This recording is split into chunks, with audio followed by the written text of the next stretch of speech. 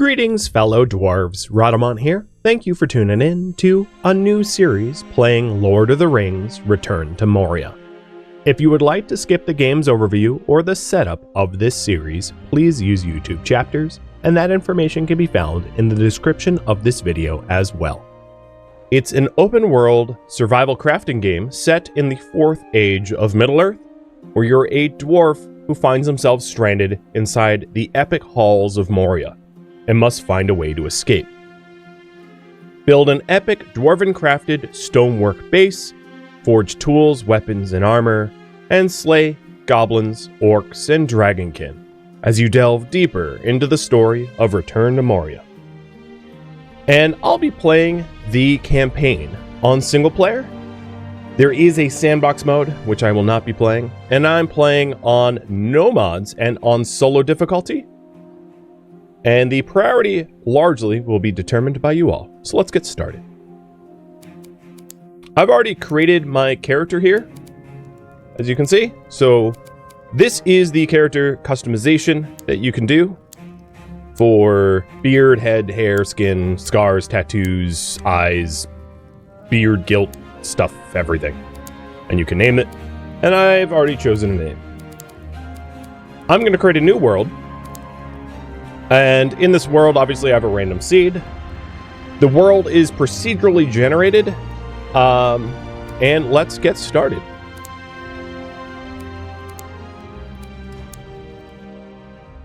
Yes, dwarves from every clan have answered your call, despite the King Under the Mountain's objection. Lord Gimli, Erebor will not support entering the Black Pit. If the king wants to stop us, he can come himself. Every attempt you've made has failed. This is a sign. No signs or kings are going to stop us. This is the time to reclaim Khazad-dûm. Today, we get into that mountain. Any luck? Nah, won't budge. Did you try speaking friend? Now, why didn't I think of that before? You did your best. On to plan B. Ah, finally. Plan B? Is that blasting fire? I'd stand back if I were you. This is madness! Gimli, you can't! We have to wait for Durin! Durin's not here. We have to do this ourselves. Maybe this will wake him up. Limin Barak, Limin Tagaz, Khazad Dashtin. Oh, no! Lord Gimli! This is another sign! Oh, hammer tongs. It's the 4th age. Nothing is going to stop us. You heard Lord Gimli. Let's go. Pack it in. Yes, nice and tight. Come on, help him out.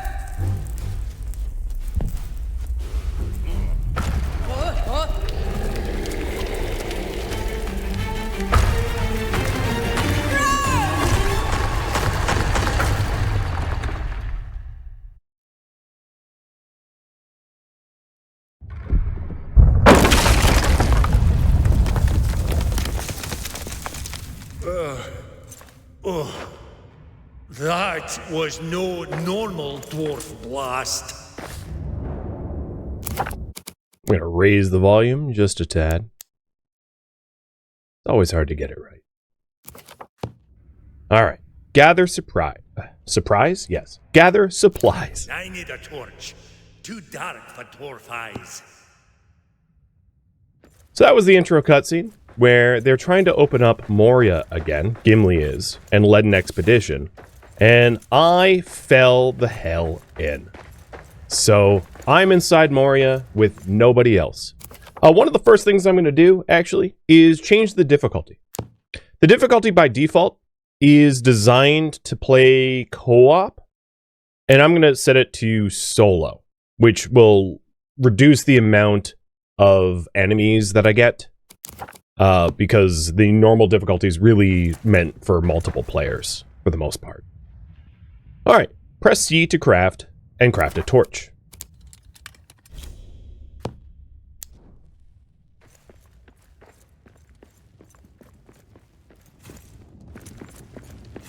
So I'm picking up wood scraps on the ground.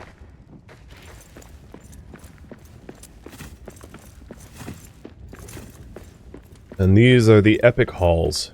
A little broken. Just a little. There must be a way back to camp. Could try the doors of Durin from the inside. Let's get going. Alright. Next task. Craft a pickaxe. So I picked up some metal fragments on the ground. Making a simple pickaxe. And I am going to dig through the dirt like a dwarf.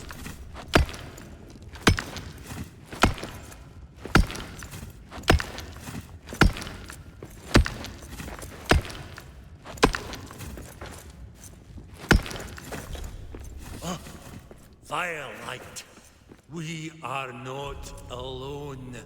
Collect mushrooms, eat mushrooms.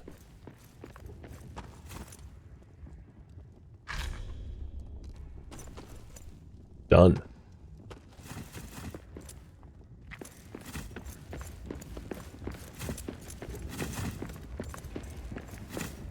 Oh, and here is a fallen dwarf. These guys will bless you with something called Hero Spirit. So it gives you a bonus to energy for a short time. And gives you a hero token. And without spoiling anything, collect these. Oh, a raven of Erebor.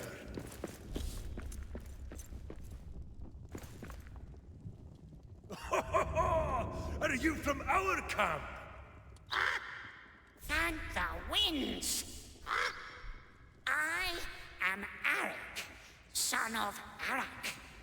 Yours is the only friendly face here. What's happened to the rest of camp? I cannot tell. A curse, ill curse. It blocks me. Could you search for another way out? For any other survivors? I will search. You go east, see what you can find. I will fly to you when I can. Okay, new goal, seek the gate.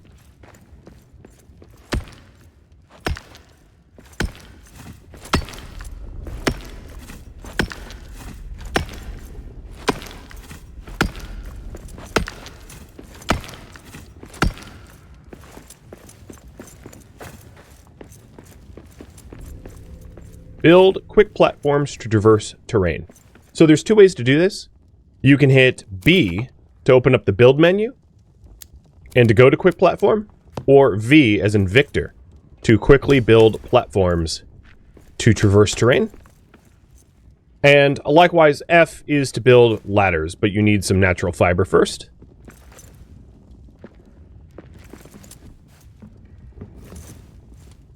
There we go. There is fall damage, but you are allowed to fall quite a long ways before it hurts, as you can see. That is no problem for a dwarf.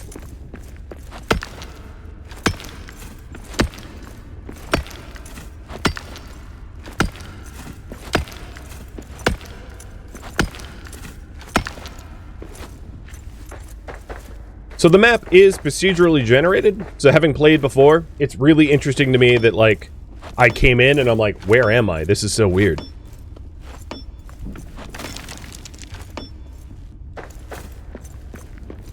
Alright, here we go. Doors of Durin. What's wrong with it?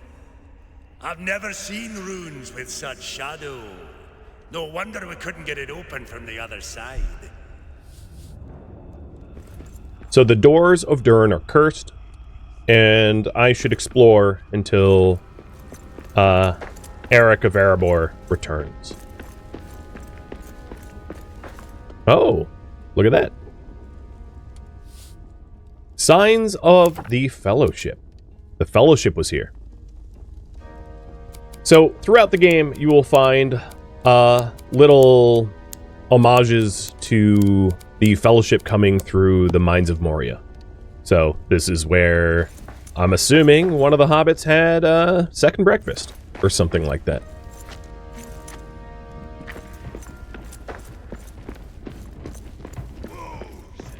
Crack 'em down. Watch their shit. We'll kill him for you, boss. Not yet, fool. Orc Town needs to prepare. Then we feast on dwarf flesh. So the orcs have survived, and they're obviously down here. Good. And you can always go through your tips here if you need.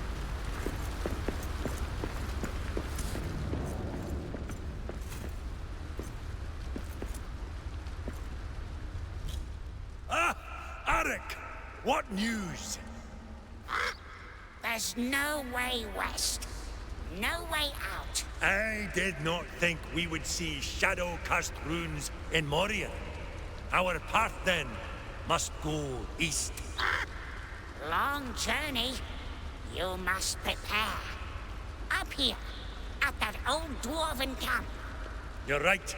It's time to find shelter before making our way farther. I will scout ahead. Stay alive. With luck, we'll exit the Dimril Gate. For now, we must face the long dark of Moria.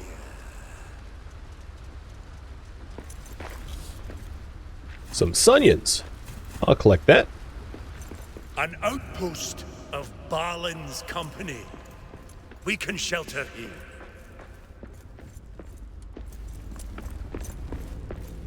New tutorial, rebuild the old camp. So here is some records. Rebuild the hearth. Press B to the build menu. Find a bedroll in the building menu. Build a bedroll and claim a bedroll. So here is the hearth. A stone hearth is the heart of any base or outpost that you build in the game. Outside of a hearth, the only things you can build are the quick platforms and quick rope ladders. The rest of the build menu, this stuff, all requires a hearth nearby. The hearth is like the heart of your base, if you will. And here are all the things that I can build now, but the build menu expands dramatically as you unlock new resources and get further in the game. So build a bedroll out of the cloth scraps that I collected from the ground and claim it. Claiming a bedroll has you essentially set a respawn point if you at any point die. Cook a meal to recover health. So your hearth also doubles as a place to cook food, and I'm going to be cooking some mushroom stew. Mushroom stew is a lunch meal.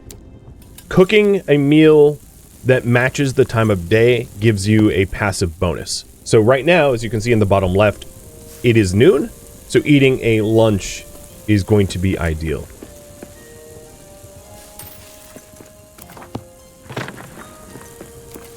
Now, I do have a quick question for you all, which is, should I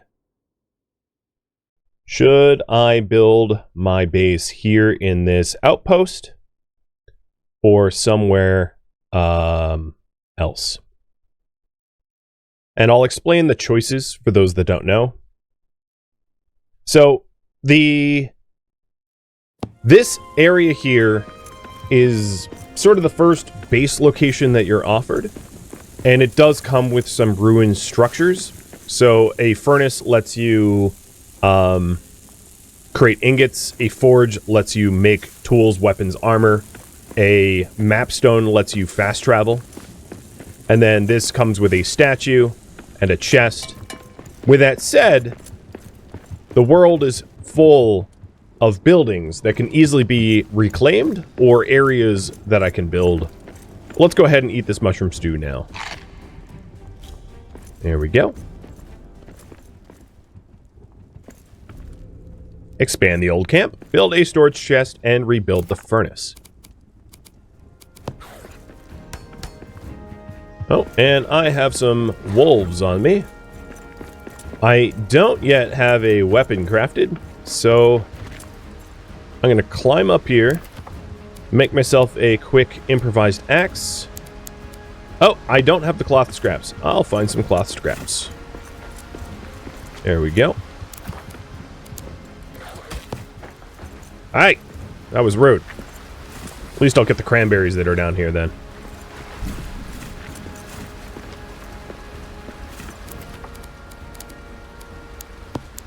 You sure you want to mess with me, wolves?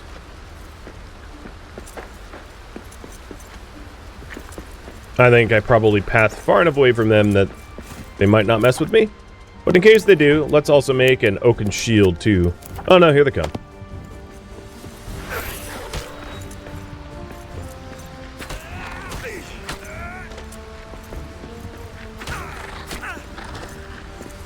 Well, guess we're eating meat tonight. It's back on the menu, boys.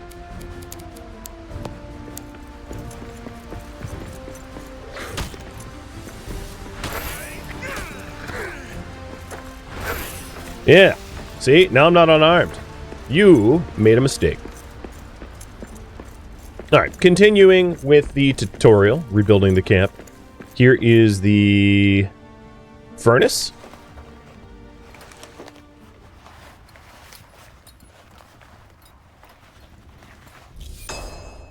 And in the furnace, initially we can make iron ingots. If at any time you're wondering what your recipe list is, you can go in here and see all the things that you can field craft at a furnace, craft at a hearth, craft at a stove, the meals that you can make, etc. Find an iron ore vein and mine iron, and then craft an iron ingot.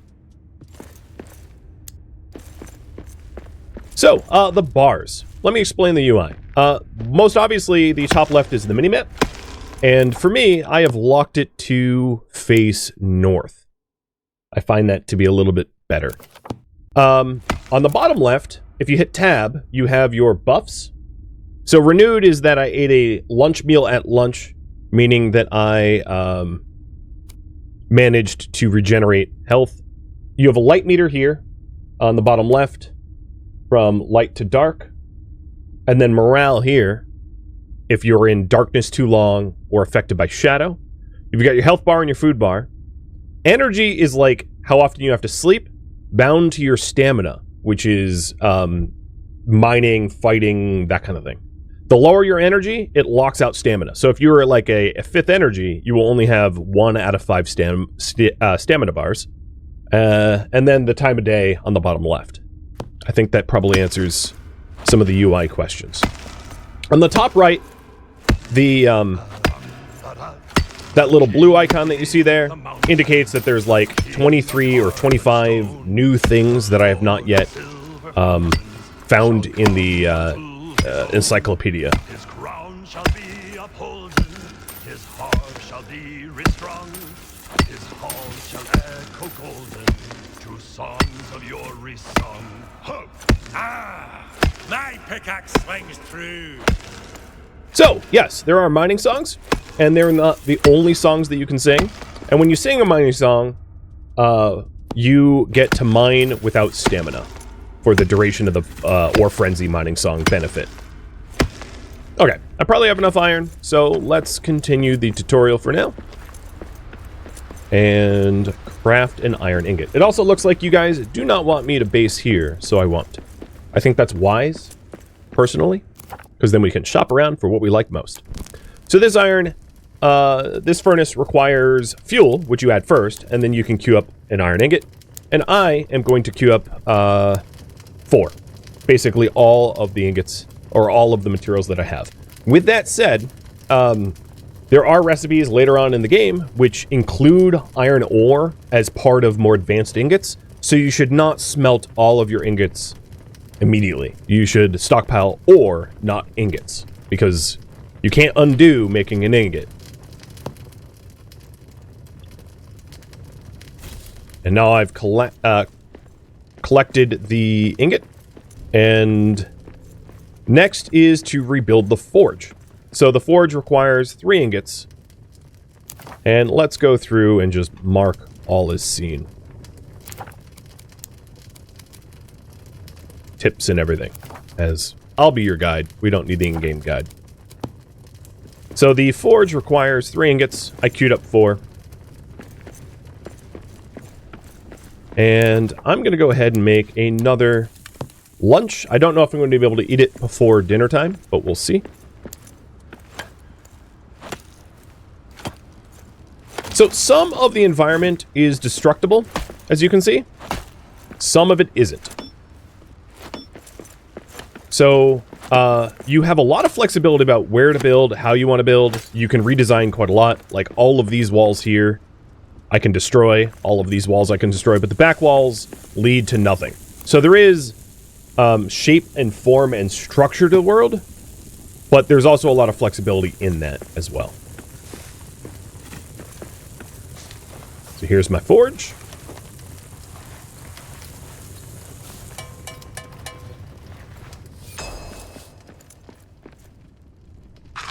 And it wants me to forge an iron sword. So for that, I need 2 more ingots, more than I have already queued up. And then I also need hide scraps, which I get from killing beasties. So let's mine 6 more iron ore. And then, oh, let's just go ahead and get the hide scraps now. Durin's bane is gone.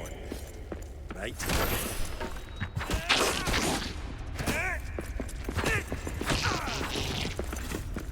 Thank you. Such a polite donor of hide scraps.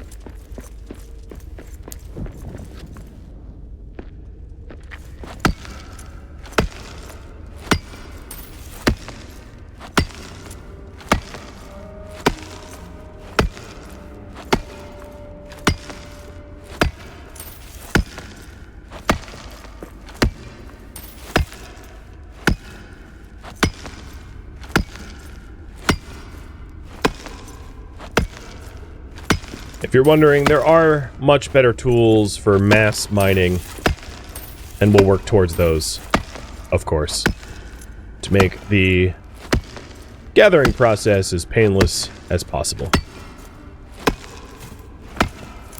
Alright, I've got 8. That's enough. You can see on the left side of the screen there, my energy bar, which is the blue, is decreasing. The game's going to want me to sleep soonish. Also at night, it gets really cold, so there is a bit of a penalty to staying up all night. And then your character will eventually get exhausted if you don't sleep.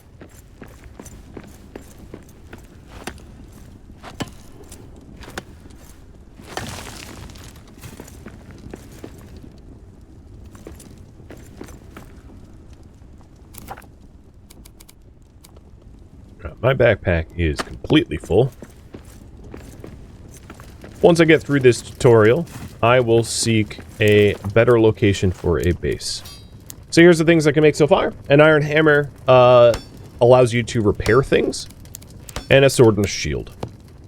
Probably graduating away from my oaken shield, because that thing doesn't block so well. So the gear have tiers. The axe and the shield I have are tier 1. And the weapons I'm going to be making are also tier 1, but they will be a little bit stronger.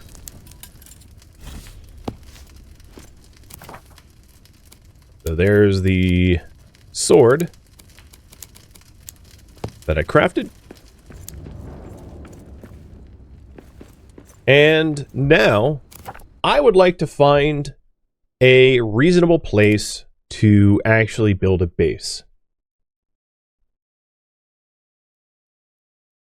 Because I don't want to settle here. One of the reasons not to settle here is we will eventually outgrow this location. We will have too many things that won't fit in here. So for me to be able to claim a new base, I'm going to need to put down a camp hearth at the very least. Ideally a stone hearth, which means I need more stone and coal. for now, I think what I'll do is deposit some of the things that I won't immediately need on me to keep them in storage here to free up my inventory a little bit more. I also acknowledge that it is dusk and darkness is falling. So, these are lineage line statues. Oh, you little jerk.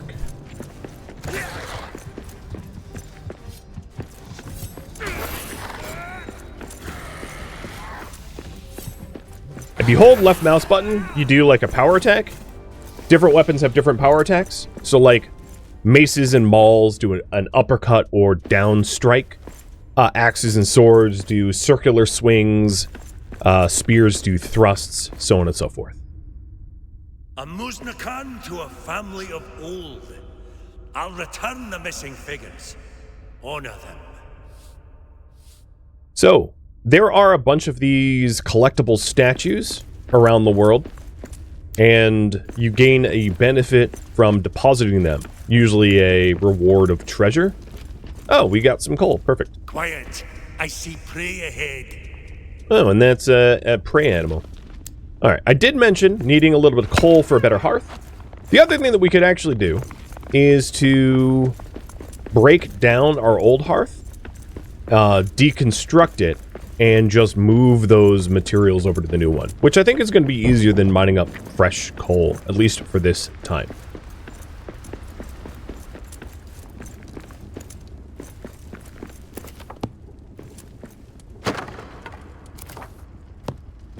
When you deconstruct things, you get full everything back. And that's also going to be true of the forge and the furnace. And because I don't intend to live here, I'll break all that down. I'll eventually come back for the stuff in the chest.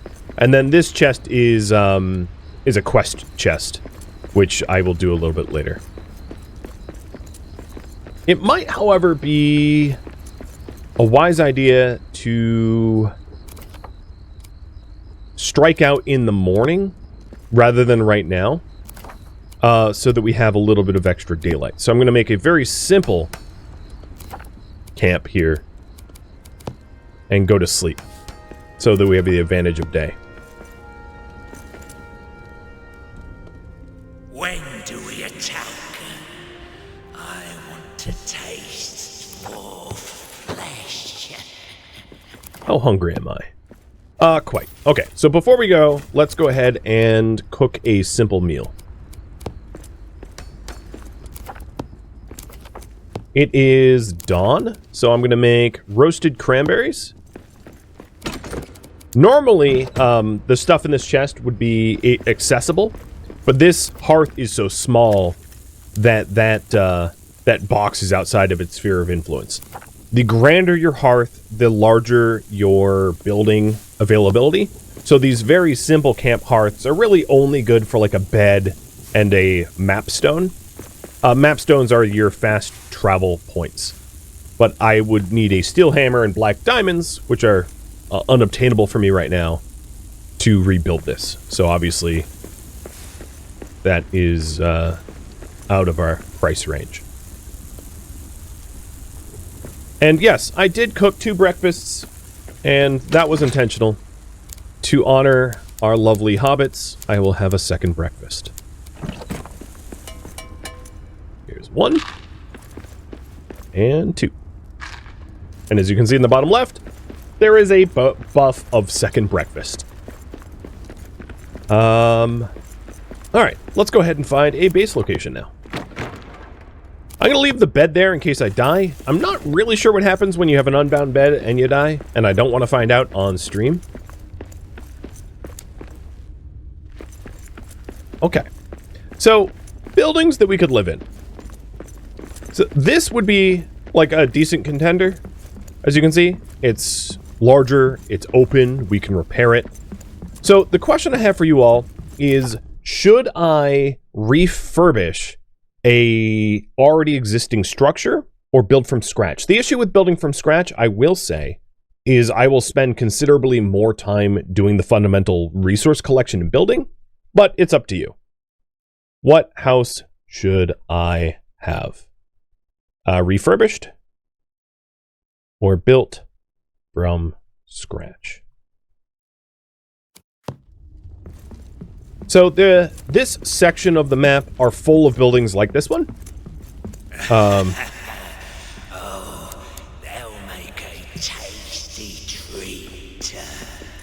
You threatening to kill me? None of kill you first. And we can explore around to try to find one with, if we do a refurbished, to find one with a floor print or footprint that is going to be most beneficial for us. Spacious, open, accessible. As far as security goes, there is a siege mechanic. Essentially, if you make too much noise for too long, you will get attacked by hordes. And you'll need to defend your base or defend wherever you are. There is also other points of interest around. So like this is an old smithy, and sometimes you can find buildings that you can repair, like forges and breweries and the like.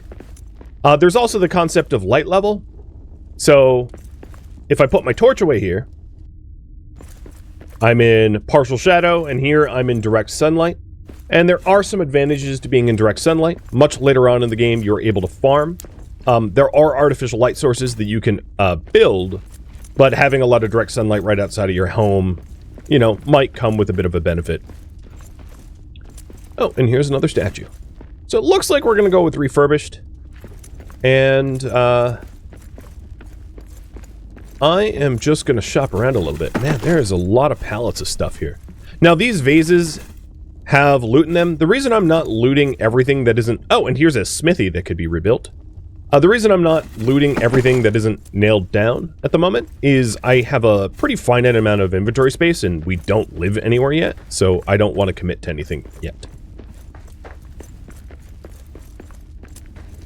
Oh, and here's a broken statue. So the way the game works is when you want to unlock new blueprints, there's a few different ways to do it. One such way is to rebuild damaged statues. For that, I would need an iron hammer, and then later on in the game, you require better and better quality hammers. I actually really like this building. I like the lighting, I like the symmetry. I'm gonna decide to settle here. I'm obviously gonna need to make it a little bit more secure, but that comes in time. So first step is to gut some of the unwanted, structures in here. I don't need, like, shelving that doesn't work and an old bar.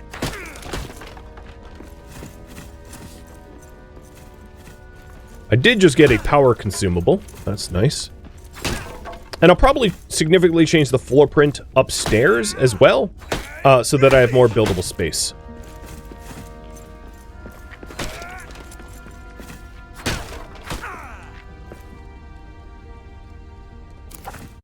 So, I hope that you're satisfied with this home.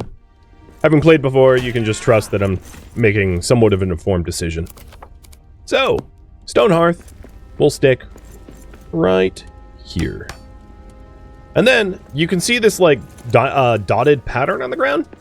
This is the sort of the ownership. This game is multiplayer, so you can... Oh, and did I settle right next to a grist mill? Nice. Once I have a bigger hearth, I can actually rebuild this grist mill and mill my own grain. In terms of verticality, the hearths go up pretty far as well. Pretty much to the roof, as you can see. All of this is also owned here.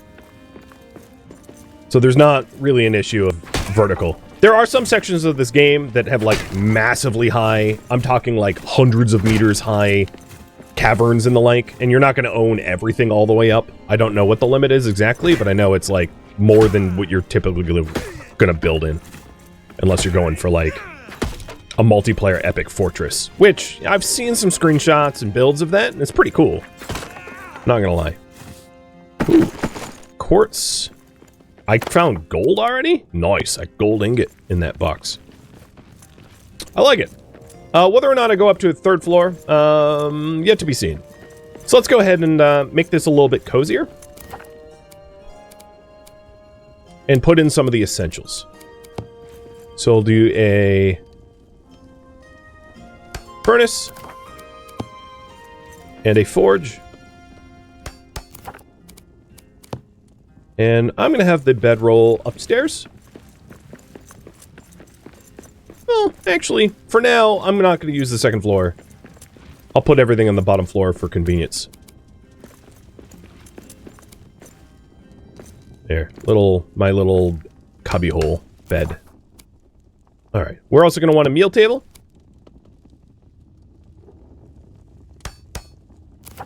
Cool. And then I have a lot of random stuff. So I'm going to want some wood chests. For now, I'm not going to worry about organization. Later on in the game, you get access to bigger chests, and I really only want to be concerned about organizing once I have larger chests. You can deposit similar, and then everything that is within your chest can be drawn upon for building. So, for instance, I just deposited all the wood, but if I wanted to build something out of wood, like, let's say, a standing torch, I still can, because within the sphere of influence of a hearth, you have access to everything that the chest has. Get him. Get me? They're not gonna last this night. Oh, I think I'm gonna last, friends. I think you're not gonna last. I'm gonna ruin you. Alright. Next step. I am gonna very crudely put some doors here. I think what I'll do is I will rip out what exists. A little bit. What can you store more? Chests or pallets? So pallets are for, like, a remarkable amount of bulk goods. Actually, I think before I do that, I want a hammer to fix up what I am breaking too. So let's get a little bit of iron so that I can make a hammer.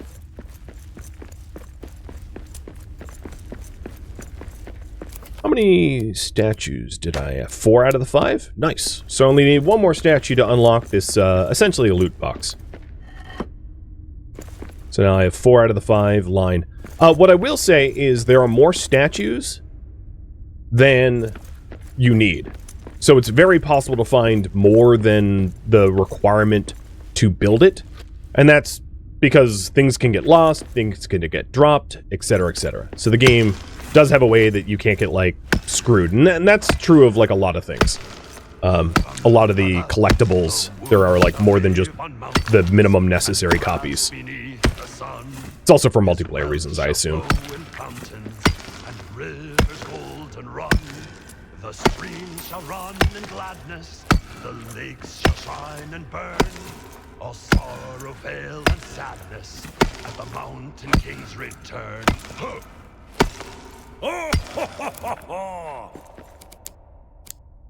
Really? I have, like, no iron to show for that. Alright, I need some platforms. And, like, just about everything that isn't part of the bare rock is destructible, as you can tell. Like, I could break whatever the hell I want, for the most part. So, if you really want to gut an area, you can.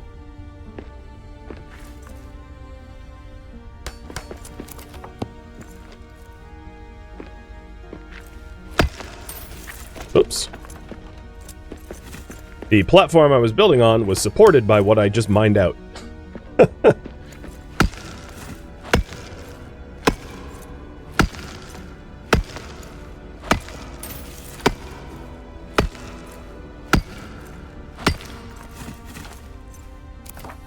Alright, 4 iron. It's not really enough. So we'll have to find an alternative node of iron. Some of the creatures, like this one, are sort of passive. You get too close, they'll attack you, but if you keep your distance, it'll be fine. Oh, let's go ahead and turn in that statue. while I'm standing here.